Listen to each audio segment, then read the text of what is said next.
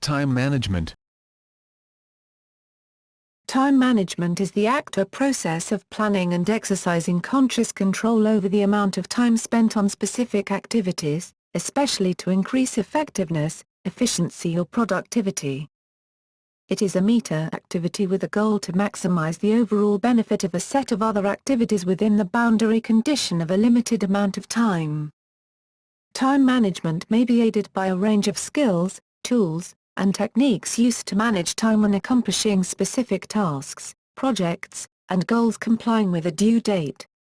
Initially, time management referred to just business or work activities, but eventually the term broadened to include personal activities as well. A time management system is a designed combination of processes, tools, techniques, and methods.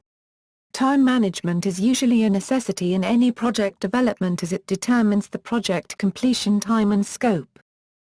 The major themes arising from the literature on time management include the following: creating an environment conducive to effectiveness, setting of priorities, carrying out activity around those priorities, the related process of reduction of time spent on non-priorities. Time management has been considered to be a subset of different concepts such as project management.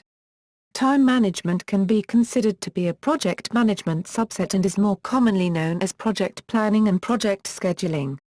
Time management has also been identified as one of the core functions identified in project management. Attention management. Attention management relates to the management of cognitive resources, and in particular the time that humans allocate their mind, and organize the minds of their employees, to conduct some activities. Personal knowledge management, see below, personal time management. Creating an effective environment. Some time management literature stresses tasks related to the creation of an environment conducive to real effectiveness. These strategies include principles such as get organized, the triage of paperwork and of tasks, protecting one's time by insulation, isolation and delegation, achievement through goal management and through goal-focused motivational emphasis, recovering from bad time habits, recovery from underlying psychological problems, for example procrastination. Writers on creating an environment for effectiveness refer to such matters as having a tidy office or home for unleashing creativity, and the need to protect prime time. Literature also focuses on overcoming chronic psychological issues such as procrastination. Excessive and chronic inability to manage time effectively may result from attention deficit hyperactivity disorder, ADHD, or attention deficit disorder, ADD. Diagnostic criteria include a sense of underachievement, difficulty getting organized, trouble getting started, many projects going simultaneously and trouble with follow-through. Some authors focus on the frontal cortex, which is the most recently evolved part of the brain. It controls the functions of attention span, impulse control, organization, learning from experience and self-monitoring, among others. Some authors argue that changing the way the frontal cortex works is possible and offer a solution. Setting priorities and goals.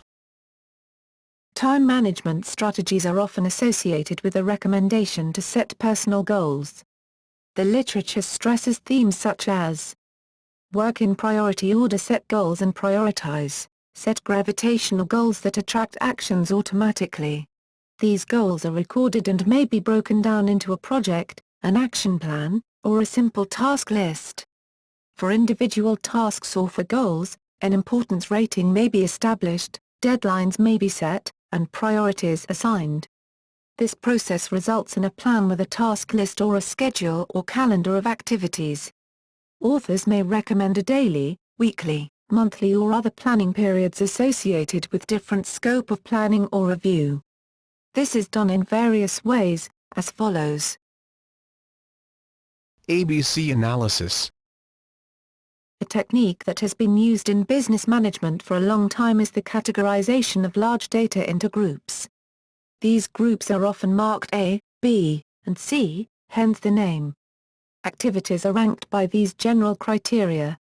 A. Tasks that are perceived as being urgent and important. B. Tasks that are important but not urgent. C. Tasks that are neither urgent nor important.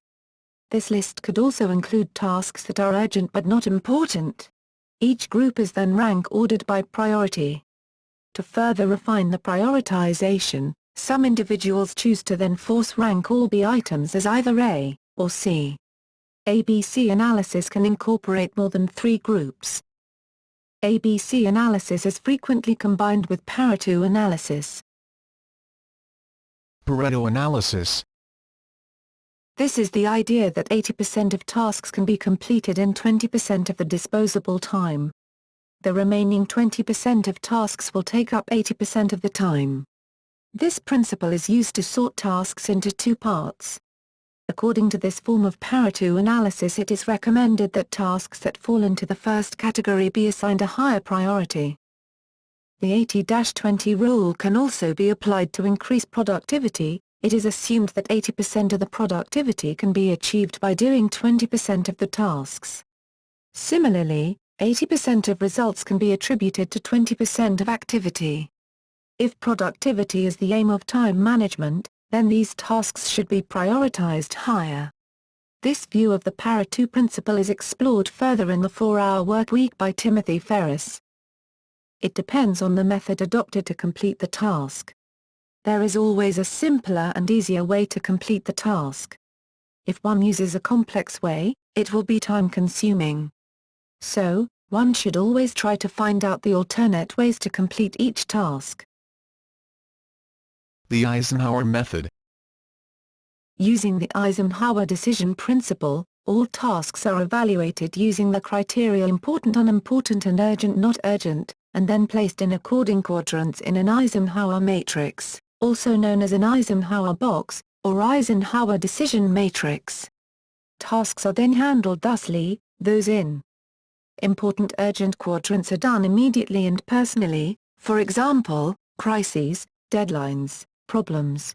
Important not urgent quadrants get an end date and are done personally, for example, relationships, planning, recreation. Unimportant urgent quadrants are delegated, for example, interruptions, meetings, activities. Unimportant not urgent quadrants are dropped, for example, time wasters, pleasant activities, trivia. This method is said to have been used by U.S. President Dwight D. Eisenhower, and is outlined in a quote attributed to him: "What is important is seldom urgent and what is urgent is seldom important." POSEC method.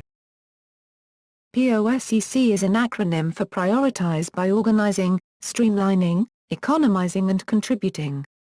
The method dictates a template which emphasizes an average individual's immediate sense of emotional and monetary security. It suggests that by attending to one's personal responsibilities first, an individual is better positioned to shoulder collective responsibilities. Inherent in the acronym is a hierarchy of self-realization, which mirrors Abraham Maslow's hierarchy of needs. Prioritize your time and define your life by goals. Organize things you have to accomplish regularly to be successful, family and finances. Streamline things you may not like to do, but must do, work and chores. Economize things you should do or may even like to do, but they're not pressingly urgent. Pastimes and socializing. Contribute by paying attention to the few remaining things that make a difference. Social obligations. Implementation of goals. There are also time management approaches that emphasize the need for more focused and simple implementation, including the approach of going with the flow, natural rhythms, Eastern philosophy. More unconventional time usage techniques, such as those discussed in Where Did Time Fly, include concepts that can be paraphrased as less is more, which de-emphasizes the importance of squeezing every minute of one's time, as suggested in traditional time management schemes. A task list, also to-do list or things to do, is a list of tasks to be completed, such as chores or steps towards completing a project. It is an inventory tool which serves as an alternative or supplement to memory. Task lists are used in self-management, grocery lists, business management, project management, and software development. It may involve more than one list.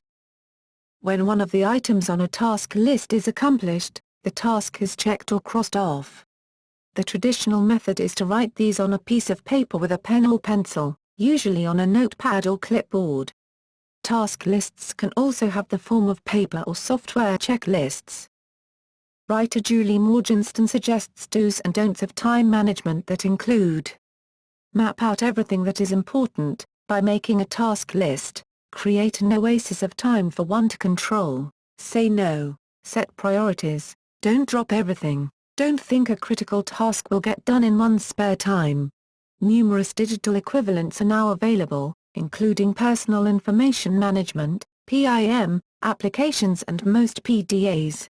There are also several web-based task list applications, many of which are free. Task list organization. Task lists are often tiered. The simplest tiered system includes a general to-do list, or task-holding file, to record all the tasks the person needs to accomplish, and a daily to-do list which is created each day by transferring tasks from the general to-do list. Task lists are often prioritized. A daily list of things to do, numbered in the order of their importance, and done in that order one at a time until daily time allows, is attributed to consultant Ivy Lee, 1877–1934, as the most profitable advice received by Charles M. Schwab, 1862–1939, president of the Bethlehem Steel Corporation. An early advocate of ABC prioritization was Alan Lackine, in 1973. In his system, A items were the most important, A1 the most important within that group, B next most important, C least important. A particular method of applying the ABC method assigns A to tasks to be done within a day, B a week, and C a month. To prioritize a daily task list, one either records the tasks in the order of highest priority, or assigns them a number after they are listed, 1 for highest priority, 2 for second highest priority, etc., which indicates in which order to execute the tasks. The latter method is generally faster, allowing the tasks to be recorded more quickly. Another way of prioritizing compulsory tasks, Group A, is to put the most unpleasant one first. When it's done, the rest of the list feels easier. Groups B and C can benefit from the same idea, but instead of doing the first task, which is the most unpleasant, right away, it gives motivation to do other tasks from the list to avoid the first one. A completely different approach which argues against prioritizing altogether was put forward by British author Mark Forster in his book Do It Tomorrow and Other Secrets of Time Management. This is based on the idea of operating closed to-do lists, instead of the traditional open to-do list. He argues that the traditional never-ending to-do lists virtually guarantees that some of your work will be left undone. This approach advocates getting all your work done, every day, and if you are unable to achieve it, helps you diagnose where you are going wrong and what needs to change. Various writers have stressed potential difficulties with to-do lists such as the following. Management of the list can take over from implementing it. This could be caused by procrastination by prolonging the planning activity. This is akin to analysis paralysis. As with any activity, there's a point of diminishing returns. Some level of detail must be taken for granted for a task system to work. Rather than put clean the kitchen, clean the bedroom, and clean the bathroom, it is more efficient to put housekeeping, and save time spent writing and reduce the system's administrative load. Each task entered into the system generates a cost in time and effort to manage it, aside from the execution of the task. The risk of consolidating tasks, however, is that housekeeping in this example may prove overwhelming or nebulously defined, which will either increase the risk of procrastination, or a mismanaged project. Listing routine tasks wastes time. If you are in the habit of brushing your teeth every day, then there is no reason to put it down on the task list. The same goes for getting out of bed, fixing meals, etc. If you need to track routine tasks, then a standard list or chart may be useful, to avoid the procedure of manually listing these items over and over. To remain flexible, a task system must allow for disaster. A company must be ready for a disaster. Even if it is a small disaster, if no one made time for this situation, it can metastasize, potentially causing damage to the company. To avoid getting stuck in a wasteful pattern, The task system should also include regular, monthly, semi-annual, and annual, planning and system evaluation sessions, to weed out inefficiencies and ensure the user is headed in the direction he or she truly desires. If some time is not regularly spent on achieving long-range goals, the individual may get stuck in a perpetual holding pattern on short-term plans, like staying at a particular job much longer than originally planned. Software applications. Modern task list applications may have built-in task hierarchy. Tasks are composed of subtasks which again may contain subtasks, may support multiple methods of filtering and ordering the list of tasks, and may allow one to associate arbitrarily long nodes for each task. In contrast to the concept of allowing the person to use multiple filtering methods, at least one new software product additionally contains a mode where the software will attempt to dynamically determine the best tasks for any given moment. Many of the software products for time management support multiple users. It allows the person to give tasks to other users and use the software for communication. In law firms, law practice management software may also assist in time management. Task list applications may be thought of as lightweight personal information manager or project management software. Time management systems. Time management systems often include a time clock or web-based application used to track an employee's work hours. Time management systems give employers insights into their workforce, allowing them to see, plan and manage employees' time. Doing so allows employers to control labor costs and increase productivity. A time management system automates processes, which eliminates paperwork and tedious tasks. GTD, getting things done. GTD, getting things done, was created by David Allen, and the basic idea behind this method is to finish all the small tasks immediately, and a big task is to be divided it in smaller tasks to start completing now. The reasoning behind this is to avoid brain freeze, which is likely to occur when there are hundreds of tasks. The thrust of GTD is to encourage the user to get their tasks and ideas out and on paper and organized as quickly as possible so they're easy to manage and see. Pomodoro. Pomodoro was created by Francesco Cirillo in the early 90s with the idea that frequent breaks makes the user more productive as long as they stay committed to the work and don't allow themselves to be distracted. The Pomodoro technique is very simple. Measure the task before the user begins and divide it into 25-minute intervals. Each 25-minute interval is measured as one Pomodoro, and between each Pomodoro there is a short break, usually 5 minutes.